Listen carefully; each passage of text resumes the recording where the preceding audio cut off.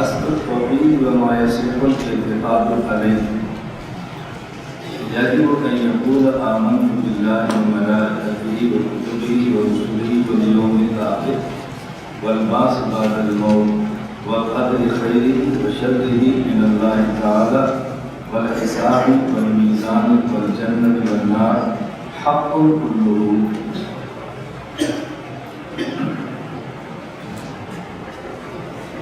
یہاں پر توحید کی حقیقت اور توحید کے متعلقہ جو صحیح اعتقاد ہے وہ یہ یجب ان یکون اصلی توحید اور توحید کے متعلق جن باتوں کو ماننا ضروری ہے وہ یہ آمنت باللہ وملائکتہ. یہاں سب سے پہلے بات سمجھیں کہ لفظ توحید اور توحید کا معنی، توحید کا مطلب، ایک ہے توحید کا لفظ، ایک ہے توحید کا مطلب.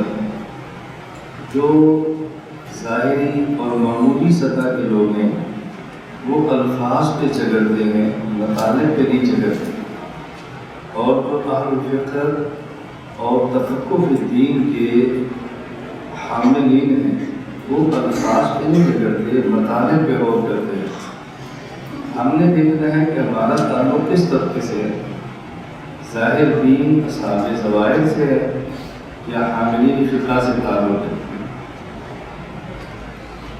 مثلا غیر مقلدین، تقلید کے منکر، وہ آپ سے کہیں گے کہ اگر آپ تقلید کو مانتے ہیں تو قرآن کریم سے تقلید کا لفظ ثابت کریں. اگر آپ تقلید کو مانتے ہیں تو قرآن کریم سے تقلید کا لفظ ثابت کریں.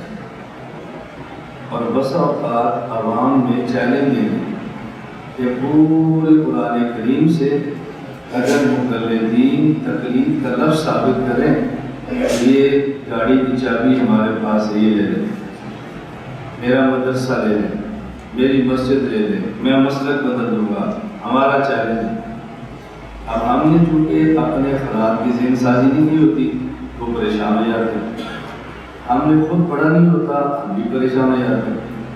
اب اس کا آسان سا جواب کیا ہے کہ تم خود کو توحیدی کہتے ہو، موحدین کہتے ہو، مسجد کا نام توحید رکھتے ہو، تو اگر کوئی شخص تم سے یہ بات کہہ دے کہ پورے قرآن کریم سے توحید کا لفظ ثابت کر دو تو ہم توحیدی ہو جائیں گے، تمہارے پاس کیا جواب ہو؟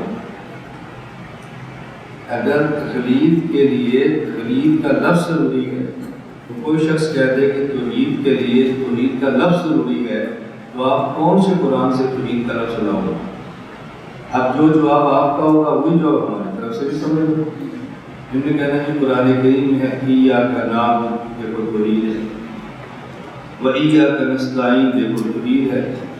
اللہ ہی کی عبادت کرتے ہیں، اللہ ہی سے مدد مانگتے ہیں، اسی کا نام توحید ہے. پھر ہم کہیں گے کہ اس اگلی آیت میں اہدنا الصراط المستقیم صراط الذین انعمت علیہم، دلیل کی بات نہیں ہو رہی، جو اللہ کے انعام یافتہ بندے ہیں ان کے راستے پر چلنے کی بات ہو رہی ہے. یہ نہیں کہا جا رہا تحقیق کرو، انعام یافتہ لوگوں کے راستے پر چلو، اسی کا نام تحقیق ہے.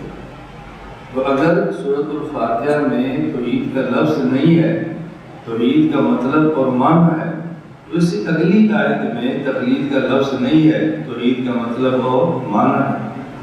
تو اگر ایاک نعبد کے معنی کی بنیاد پہ خود کو توحیدی کہہ سکتے ہیں تو اہدنا الصراط المستقیم صراط الذین انعمت علیہم کے معنی کی بنیاد پر خود کو تقلیدی کیوں نہیں کہہ سکتے؟